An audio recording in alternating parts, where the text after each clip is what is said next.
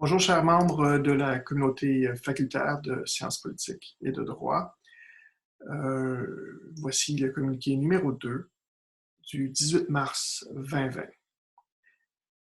J'espère que vous vous portez toutes et tous bien et que vous prenez soin de vos proches durant cette période difficile.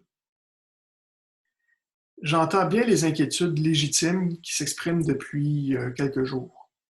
Soyez assurés que nous travaillons d'arrache-pied pour résoudre la multitude de difficultés que la situation inédite actuelle pose à notre communauté.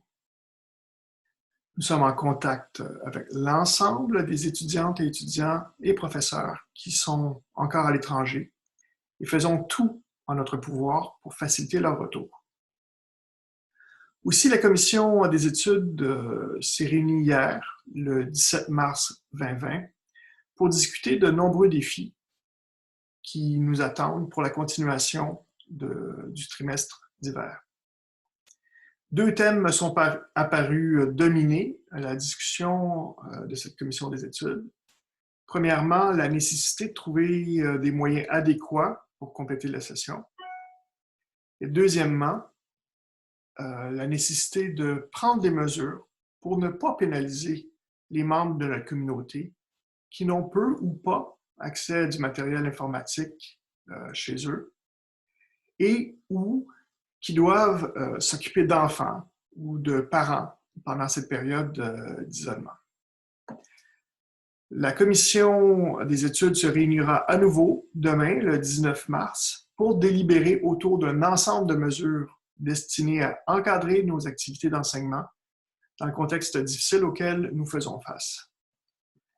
Notre objectif principal sera de permettre à toutes nos étudiantes et à tous nos étudiants de terminer avec succès le trimestre en cours, en dépit des circonstances, et ce, dans un calendrier aussi normal que possible.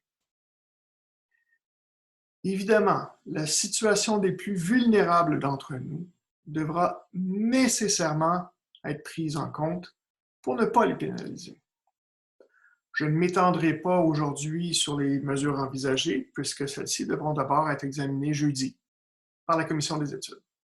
En revanche, je voudrais attirer votre attention sur un enjeu pressant qui a été abordé dans un communiqué du vice-rectorat à la vie académique hier. Évidemment, beaucoup d'échéances académiques se présentent chaque jour pour nos étudiantes et étudiants selon les calendriers établis dans les ententes d'évaluation. Et plusieurs se demandaient si les travaux devaient être remis aux dates initialement prévues. Des messages contradictoires parviennent à nos étudiantes et étudiants et ça ne fait qu'ajouter à l'anxiété générale. Comme la commission des études doit statuer à très brève échéance, le VRVA propose un moratoire sur la remise de tous les travaux, et ce, jusqu'à jeudi 19 mars, inclusivement, date à laquelle nous pourrons nous appuyer sur un avis de la commission des études pour la suite des choses.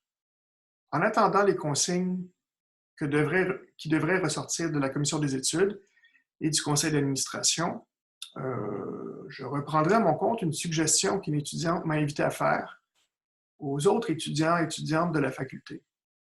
Donc, dans la mesure où vous le pouvez, elle vous suggère de visiter des musées en ligne, de dépoussiérer les classiques de la littérature qui traînent sur vos bibliothèques, de regarder des chefs-d'œuvre de la cinématographie. Bref, soignez votre âme et prenez du temps pour vous occuper de votre communauté, pour aller donner du sang. Voilà, à mon avis, de belles suggestions pour nos étudiantes et étudiants dans cette période difficile. C'est important pour tous les membres de notre communauté de prendre soin de nous-mêmes, physiquement et moralement. Prenez soin de vos proches. Soyons solidaires, soyons optimistes. On va passer à travers.